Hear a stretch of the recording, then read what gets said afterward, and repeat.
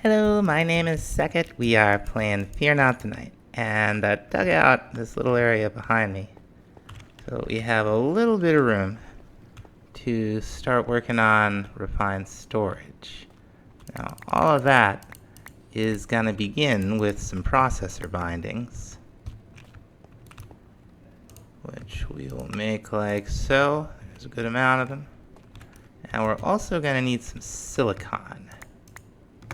So we're going to cook up some quartz. I'll have to bring this downstairs. I brought the cell downstairs. Okay, this will do for the time being. We threw those right back in there. Here we go. Pulverizer, the furnace, that's what we want. And it'll cook up. Alright, a stack will get us started. And we'll need a stack of redstone, and some gold, and some iron, and some diamond. And what we're going to do is we're going to craft all of these up into various raw processors. We're going to get 32 of the basic, we'll get 16 of the improved, and another 16 of the advanced. And then we will go ahead and cook these up. While that's cooking up, I'm gonna get ready to make a controller. We already have a B for quartz enriched iron, but it's pretty easy to make. The first thing we're looking to make is not the cyan one. We're looking to make a controller, and we'll need a machine frame, just like, well, exactly from thermal.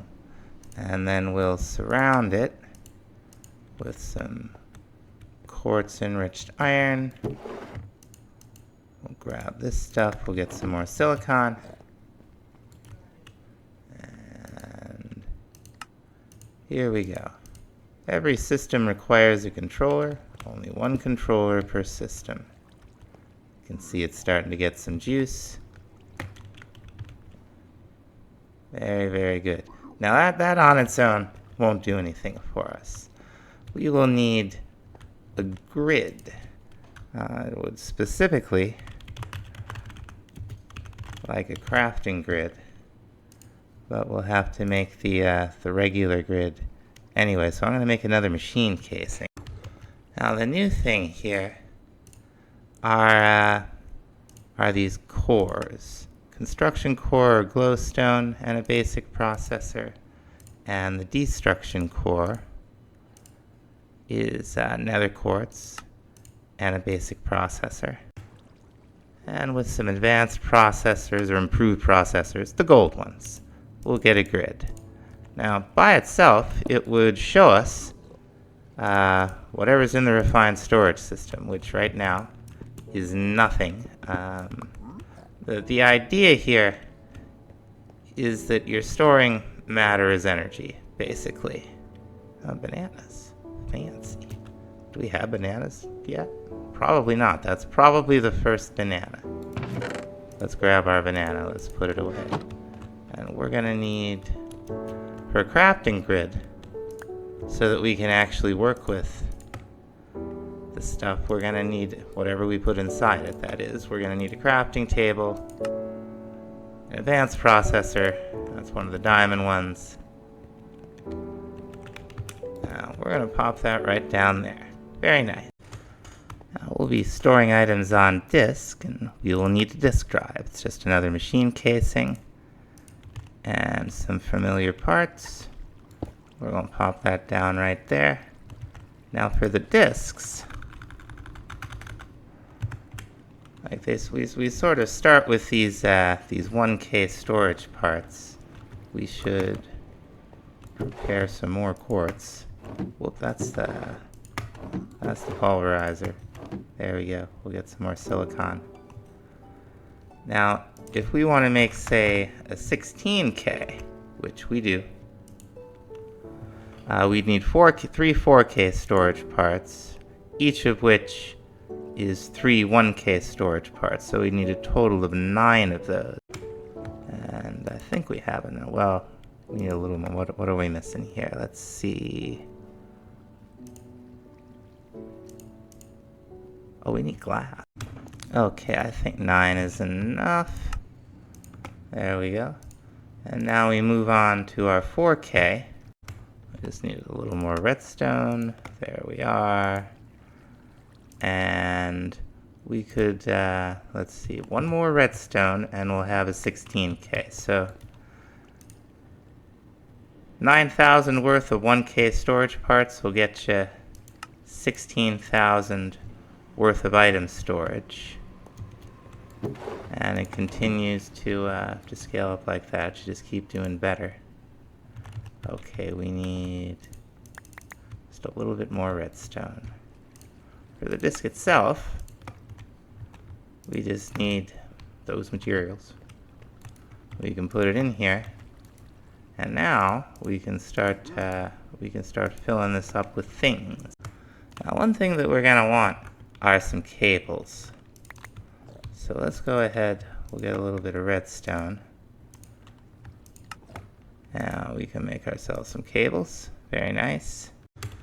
Now what we're doing now, we're making an external storage, and the cables are going to use that. What else do we need? Oh, right, we need some more of these cores.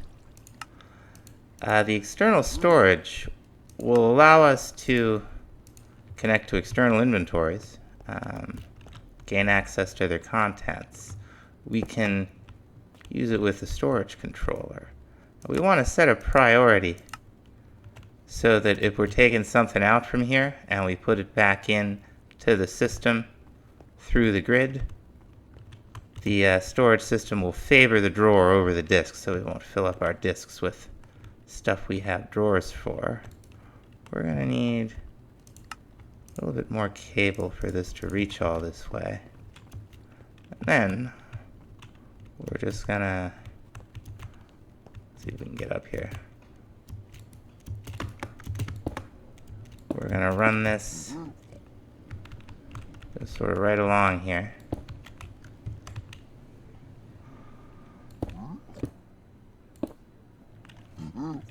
There we go. Now we should see, yeah, perfect. Wonderful. So I'm going to make some more compacting drawers for some of the metals and move the stuff in the chests upstairs down here. Okay, unfortunately I lost a little bit of video there. Like sometimes OBS does this thing, like I'm down to one monitor because this computer was not put together well. You can only plug one HD cable into the backboard and the graphics card. The other ones aren't aligned properly, and I sent it for repair. But what they did, they took the case off and plugged all the cables and said, "Oh, it's fine." Sent it back. So sometimes like when I could see this on two monitors, but I can't do two monitors with this, so I can't see it.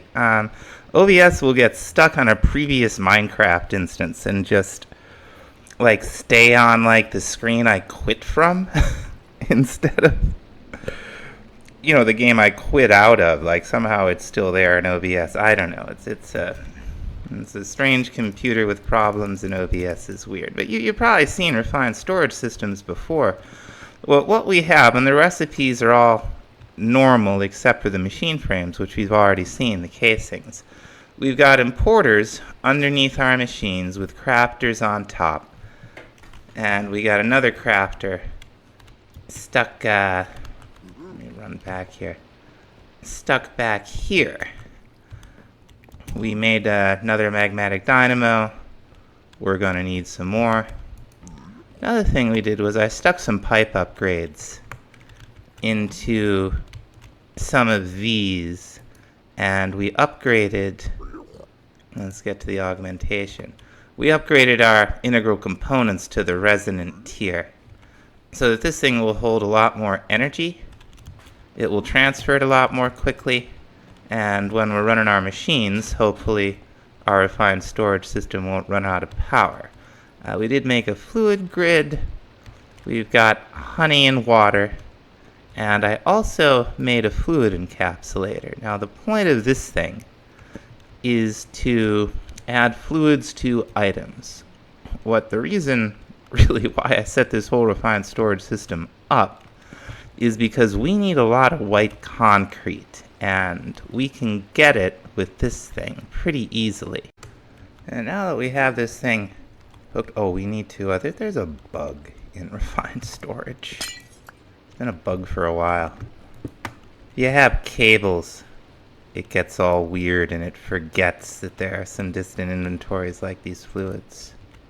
Anyway, we're going to set this thing up to do the whole concrete process for us. The fluid encapsulator portion of the show, this is the cool part. It'll just take the powder and some water and we'll get our concrete, so we won't have to be pouring buckets of water all over the world. This is kind of the beginning of the automation that we're going to use to make some very strange things in this world. We're not even going to leave all this down here. We got to move it into the thing we're about to build. Now with the processing recipes, just in case you've never really gotten into this before, all we're worried about is gravel. We don't need the flint in the secondary slot, and we're not going to tell it that it can get sand or flint. We just want cobblestone to gravel. And the same thing with the sand. It's the sand we're trying to get here, not more gravel thing. We just want to take all of these out so that doesn't think it's a guaranteed way to get flint or anything. We've been fiddle farting around so long, it's actually winter. Oh, there's a new tree. But this is the next day for me, and after losing all that video, I kind of forget where we left off. So I had started to outline what's going to be the main house out here, just to get an idea of the sort of the width and the depth of it. Make sure we had enough room. We have enough room. I realized though while I was building it that I'm doing it wrong. What I was kind of trying to do was lay out the floor plan as though it was the model, as though it was a model of the real world house that I'm being inspired by. And it's always, I think, unless you're building it like a massive one-to-one scale, I think, well, maybe always a mistake is the wrong thing to say. I think it's very difficult, how's that, to exactly duplicate a real-world building that you're gonna want to live in. Like with like my build. Let's go back to the house real quick. This house is again based on a real-world house. I think also from the Mark Jacobs Architecture Studios. I'll link to them. They have all kinds of great stuff. I look at their website all the time. This feels comfortable for me as a player, but compelled to point out 3, 6, 9, 12, 15. So what would that be? 16.5-foot ceiling. Nobody has 16.5-foot ceilings except I'm looking in my bedroom. I live in a very old build, relatively old for America, and the bedroom ceilings up here on the top floor on both sides are easily 20 feet up. So you can make an argument that this could be a real room, but most houses scaled like this from the outside don't have giant ceilings like this on the inside relative to the people living in them. But as a video game player, I like a little bit of space. Now in the original house, for instance, this area contained an entire bedroom with a full bathroom back here, and so did this room over here. This was like storage. There was a whole bar over here, like it would. And with kind of the scale of the player and the scale of the block that you build with in the game, this is just kind of the happy medium that I've found. And only problem is if you're getting inspiration from real world buildings, which I like to do, you gotta make adjustments to the inside, or it ends up being a very weird, very weird building. What we actually want to do is not so much, and then try to build them out. What we actually want to do over here, instead of trying to get the interior to a sort of perfect scale with itself, what we're actually going to do is just build some colored shapes, largely rectangles, or whatever you call the solid that's a rectangle. Like, what is that, a brick? A peck? Is it a peck? I don't think it's a peck. Okay, we finally got the cyan terracotta laid out. Now we want to build the rest of the box, right? Box is the word I was looking for. I was thinking maybe it was hectare, but that ain't it. This is gonna be ground level right here. And we're gonna want room for a nice tall window. And that would be the height of the window. Now we want another block up. And then we're actually going to go another one up for our second floor here, because we're going to want to have different colored floors and ceilings, at least in the bedrooms, of which there will be several. But then this would also go up. We'd want like wall, right? And then we'd have a 4-block high window, and then just 2. Okay, because this will also be the roof, so I'll make this nice big box. Alright, this guy has a beacon. That's very nice. Is there anything we can do with it? No, it's just a beacon in this so far. Okay, a big gray box. Now we're going to make a couple other boxes on the sides. These ones are going to be white concrete. This one will be longer this way than that one.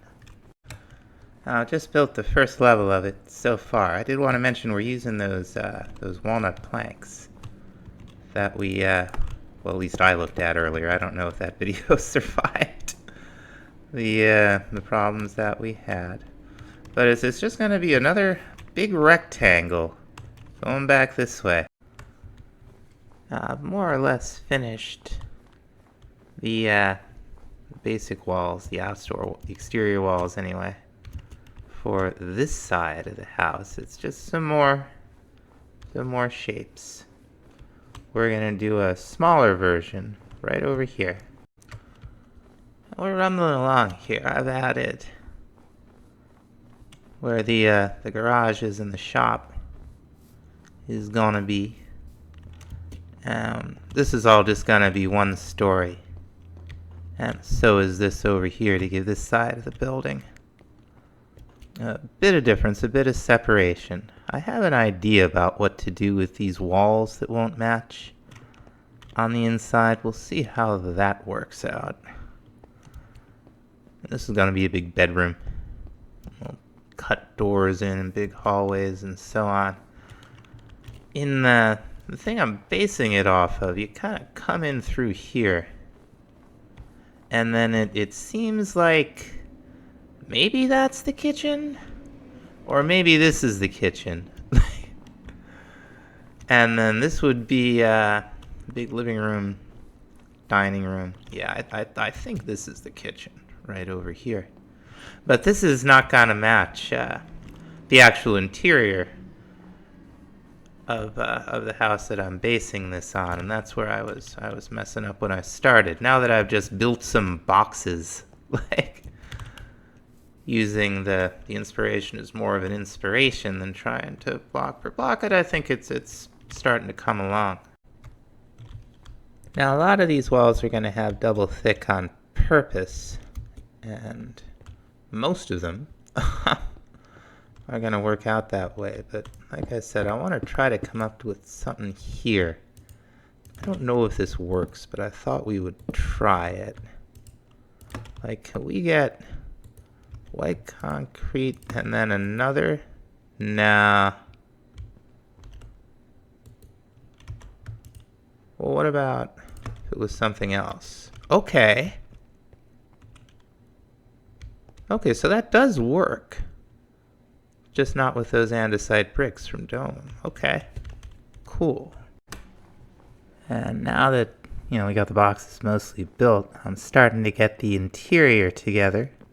Using a lot of the materials we've been making and collecting. We've got some of the productive trees stuff. Using a bunch of this, bunch of these frame panels. That's walnut, all through there. We got a cooking for blockheads floor where the kitchen's gonna be. Gonna have, I don't know, something here. We'll have like a living room, dining room here. This will be basement access. The original doesn't have basement. You got a stairwell. I don't know what I'm gonna do with this hallway yet. And we're gonna have a master bedroom over here. Then up the stairs, this is gonna stay open. I may even do a big skylight up there. So we get the sun coming in. Some kind of room over here. This will be another bedroom. I've started it. It'll have its own bathroom. This is the rosy talc that we've been getting, the little bit of cobblestone that sometimes gives us Botania metamorphic rock, or what used to be metamorphic rock. It's really nice. The ones I've messed with so far, here's another one, just the regular talc, just the cobble. These, you smelt the cobblestone, make them into bricks just like you would expect. They're a lot brighter than the old metamorphic rock. I really like these. Now, I think what I'm gonna do is finish up this structure, dig out a basement, move the machines down there so we can get them all set up proper, and then think about moving the storage down there, and then we'll be back. So thanks for watching. Sorry about the disjointed episode, but at least we got to do some cool buildings. Thanks for watching. We'll see you next time.